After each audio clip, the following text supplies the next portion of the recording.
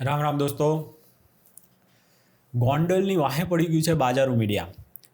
લગભગ અઢી એક મહિના પહેલાં મેં આ ચેનલ ચાલુ કરીને ત્યારે બાજારું મીડિયાનું હું જોતો હતો. એ ટાઈમે તમે જોશો ને 2-2.5 મહિના પહેલાંનું, તો એક સાઈડ છે ને મહેશ ગિરીજી મહારાજ વાહે પડ્યું હતું અને બીજી બાજુ ભૂપેન્દ્રસિંહ ઝાલા વિરુદ્ધ પડ્યું હતું. અત્યારે શું બદલાણું છે? અત્યારે ગોંડલમાં જે ગણેશભાઈ ને એમની વાહે પડેલું છે ને બીજી બાજુ સ્વામિનારાયણ વાળાની વાહે પડ્યું છે. એ આ બધું ચાલુ જ છે. આનું છે ને જુનાગઢનો વિવાદ હોય એક બાજુ, ત્યાંથી વિવાદ લઈને આવે, ક્યાં પછી સ્વામિનારાયણનો લઈને આવે. પણ ક્ષત્રિય, આ બંને કિસ્સામાં ક્ષત્રિયો જ છે, બીઝેડ અને આ બાજુ ગોંડલનું. પણ આ વખતે તો ભયંકર હદે બાજારું મીડિયા તૂટી પડેલું છે ગોંડલમાં. એટલે આ ગોંડલનો વિષય આપણે લઈ રહ્યા છીએ. કઈ હદે જાય છે બાજારું મીડિયા, તમે વિચાર કરો દોસ્તો. ગોંડલમાં રોજ ઉઠીને એમ કે લુખાત છેક દિલ્હીની સંસદમાં પણ ગોંડલનું છે ને ખરાબ ચિતરવાનું ચાલુ છે.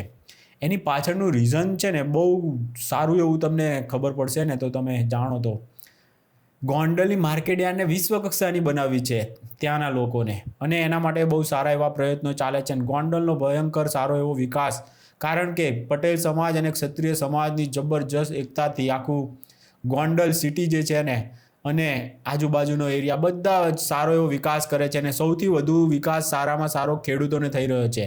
ગોંડલની માર્કેટ યાર્ડનો જેટલો સારો વિકાસ થશે એટલો ફાયદો ખેડૂતોને જ મળવાનો છે.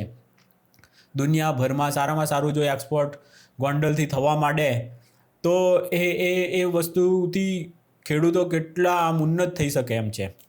એને એમાં જ જે એકતામાં પલીદો ચાંપવાનું કામ બાજારું મીડિયા કરી રહ્યું છે દોસ્તો. કોઈ પણ નાની એવી ઘટના હોય એને છે ને મોટી મોટી ચિત્રે અને ક્ષત્રિય સમાજ અને પટેલ સમાજની વિરુદ્ધ આખા ઊભા કરી જ દીધા હતા આમ તો. પણ હમણાં મેં જોયું ત્યાં સંમેલન થયું અને બધા એક થઈને છે ને આવી ગયા છે હવે તો ક્ષત્રિય અને પાટીદાર. કારણ કે હાવ સિમ્પલ હતું. પેલા બે જ્યારે ઝઘડો થયો ને ત્યારે કોઈને ઓળખતા જ નહોતા કે કોણ કયા સમાજના છે. પણ પછી બધું કાઢી લાવ્યું, આ તો આ સમાજનો હતો ને આ સમાજનો હતો, તો પેલા સમાજવાળા રોડ પર ઉતરી ગયા ને એ બધું. એ તો બરાબર છે કે એને અન્યાય થયો તો એ ઉતરે, તો આવા લુખાઓ સામે ઉતરવું જ જોઈએ. પણ એના કારણે આખા સમાજને ખોટા ચિત્રે. આમાં ક્યાં ગણેશભાઈનું વચ્ચે કંઈ આવતું હતું જ, પણ બધાને લઈ પાડે. આ બાજારું મીડિયા છે ને આખું ગોંડલમાં લુખા તત્વોનો આતંક અને એમ કરીને જ્યાં હોય ત્યારે પછી ગણેશભાઈને એમને વિલન બનાવીને ઊભું જ રહી ગયું હોય. તો આ બધું બેનકાબ તો ત્યાંના લોકોને તો ખબર જ છે, પણ ગુજરાતમાં એ લોકોની કારી ફાઈ જાય કે જો ગોંડલમાં તો આવું જ છે, ખરાબ ચિત્રે. ત્યાંની કે જમીનનો ભાવ કેટલે 6 કરોડે પહોંચી ગયો. તો એમણે એમ થાય દોસ્તો વિકાસ ના થતો હોય તો, વિકાસ હોય તો જ આવું બધું વધે. બાકી તો આટલો જલ્દી કોઈ વિકાસ થઈ જ ના શકે ને. અમદાવાદની બાજુમાં જ અમારા સંબંધીના ને એમના ગામોને છે, તો ત્યાં સુધી આટલો ભાવ નથી હજુ પહોંચ્યો. બોલો, કરોડ સુધી માંડ. હાવ અમદાવાદથી આમ હવે એમ કહેવાય કે હમણાં જ આવી જશે એવું લાગે. મારુતિ ને આ બધી કંપનીઓ એમની નજીક આવી ગઈ, પણ એ બધા સિટીઓનો પણ હજુ એટલો વિકાસ નહીં થયો એટલો ગોંડલનો જબરજસ્ત થયો. ખાલી પાછું ખેતીમાં ને એમાં જબરજસ્ત માર્કેટ યાર્ડ ને એવું બધું બનાવીને થયો. તો આ તો બહુ સારી એવી પ્રગતિ કહેવાય. એમાં જો હવે તમારે પ્રગતિનો રસ્તો લેવો હોય તો એ લો, બાકી તો જાતિવાદમાં ને એમાં હોમાઈ જશો અને પછી તો પેલા આમનું નહીં થવા દે, પેલા એમનું નહીં થવા દે. એના કરતાં હંપીને કરવું જોઈએ. કોઈ પહેલાંનો ટાઈમમાં કેવું હતું જબરજસ્ત. આજે પણ લોકો એમ કે આના કરતાં તો ભગવતસિંહજીનું રાજાનું એમનું રાજ્ય સારું હતું. અત્યારે બધા ગોંડલવાળાને બધા એમ જ કહેતા હોય છે, સમજ્યા?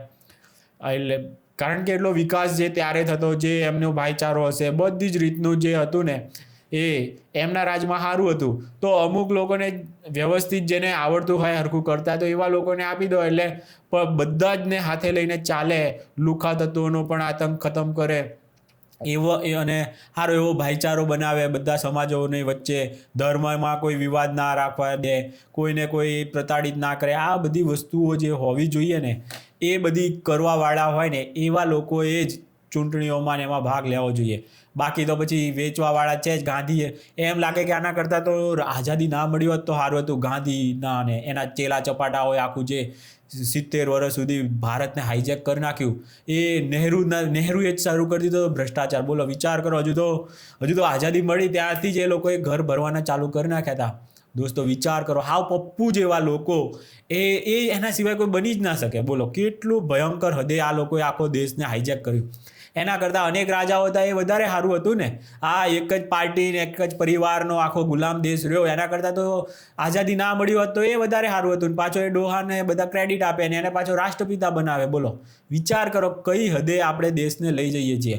એ તો સારું છે કે મોદી સાહેબ આવ્યા ને દેશને ફરીથી એ અંગ્રેજોના ગુલામીમાંથી પછી આપણે ગાંધી પરિવારની ગુલામીમાં આવી ગયા અને એ ગુલામીમાંથી માંડ બહાર નીકળ્યા છે હજુ 2014 પછી. ત્યારે આટલો વિકાસ થયો છે. પણ એ જે કોંગ્રેસ ને આપિયાઓ ને એ બધા પાછા એ નવા ચહેરા, નવા રાક્ષસો પેદા થઈ રહ્યા છે. અને એ લોકો આ જ્યાં પણ સારી એકતાથી જ્યાં પ્રગતિ થતી હોય ને ત્યાં પલિતો ચાંપવાનું કામ કરી રહ્યા છે. તો એ તો તમારે સમજવાની વસ્તુ છે. આ તો કે તમે લોકો તમારો વિકાસ અટકાવી દો નહીં દો ને આવા બધા લુખ્ખા તત્વો ને એવું કંઈ એવું ગોંડલમાં તમે જાઓ તો ખબર પડે શું છે. બહારથી તમે જુઓ તો કાંઈ એવું હોય નહીં. અત્યારે ગમે તે કાશ્મીર ને એવું કેવું સ્ટોરીઓ બનાવે કે આમ હશે તેમ હશે, પણ ત્યાં જાઓ તો ખબર પડે. તમે અત્યારે તમારામાં જ કેવી છબી હશે તમિલનાડુ કે એના વિશે, પણ તમે ત્યાં જાઓ તો ત્યાં એવું કાંઈ જ ના હોય. તમને બાજારું મીડિયા એવી છબી કે અહીંયા તો સનાતનનો આમ થઈ રહ્યું છે, વિરોધ થઈ રહ્યો છે, મારકાટ થઈ જાય, હિન્દુઓ તો પ્રતાડિત છે અને ફલાણું છે. ત્યાં જાઓ ને તો કાંઈ નથી. સૌથી વધુ મંદિરો તમિલનાડુમાં છે અને એટલો મસ્ત પ્રદેશ છે ને. હું ખુદ ગયો છું ને, બાઇક પર છે ને આખો સામાન મારો એમને એમ હોય અને હું છે ને 2 કલાક 3 કલાક મંદિરને એવું ફરીને આવું ને તો પણ એ સામાનમાંથી જરાય કાંઈ આમથી આમ નથી હોય. બોલો, એમને એમ જ મૂકેલો હોય, કોઈ લોક ને એમાં નહીં. લોક નહીં, એમને એમ જ ખાલી વીંટાણીને રાખેલો હોય ને, બધું એમનું એમ હોય. બોલો, વિચાર કરો ત્યાંના લોકોમાં એટલી ઈમાનદારી ને એટલું બધું તમને જોવા મળે. અને એકવાર નહીં અનેક વખત એક પણ વસ્તુ, અને ઘણું એક સિરીઝમાં પણ એ વસ્તુ બતાવી હતી કે અહીંયા તો આવું નથી ને. પેલા લોકોને પણ એવું જ હોય તો એ બીજે ભણવા ગયા હોય ને ત્યાં ચોરી થઈ જાય ને એમને એમ થાય કે અહીંયા મેં મૂકી દીધું ને ચોરી થઈ ગયું. આવા અનુભવ એમના તમિલનાડુમાં ના થતા હોય ને ત્યાં થતા હોય બીજે હિન્દી પ્રદેશોમાં જાય તો આવું છે. તમને ખબર જ નથી. આપણને એમ થાય કે આમ છે, બિહાર આવું છે, પણ ત્યાં જઈને જોઈએ તો જ આપણે એનું મનાય. બાકી બાજારો મીડિયા જેવો ચહેરો બતાવે ને એવું કાંઈ હોતું નથી. ત્યાં પછી આપણે જાતે જ જે પણ વ્યક્તિને ગણેશભાઈ વિરુદ્ધ કે એના પરિવાર વિરુદ્ધ તમને એવું લાગતું હોય, તમારે જાતે એના ટચમાં આવીને તમે જાતે જ અનુભવ કરો તો ખબર પડે કે આ ખરેખર આવું છે કે નથી. બાકી તમને બાજારું મીડિયા તો લુકાતા તો ગોંડલમાં એમ થઈ જાય કે પગ જ નહીં મુકાય. આપણે તો આવું થઈ જાય ને ગમે એને કે પેલા જાટ છોકરાને મારી નાખ્યો ને આમ તેમ ને ફલાણું ઢીમકાણું આવું બધું. એ જે હશે એ પ્રોસેસ હવે પોલીસને કરવાની છે. તો પોલીસ છે, કોર્ટ છે અને આખો એનો સમુદાય છે એને આપવા માટે, એને જે એનું ખોટું કર્યું છે એને સજા કરાવવા માટે. પણ એની જે છબી જે બગાડ એનાથી એ લોકો ગોંડલમાં રહેતા હોય, એમાં કોઈને ધંધો કરવાનું વિચારતા હોય, કોઈ પોતાની કંપની નાખવાનું વિચારતા હોય, એ બધા ડરી જાય. એટલે પછી ધંધા ભાંગે પછી ધીમે ધીમે. આ ના થાય ને એટલા માટે જરૂરી છે કે બાજારું મીડિયા, પ્રોસ્ટિટ્યૂટ મીડિયાને ઓળખો. એની વાતોમાં ક્યારેય આવો નહીં.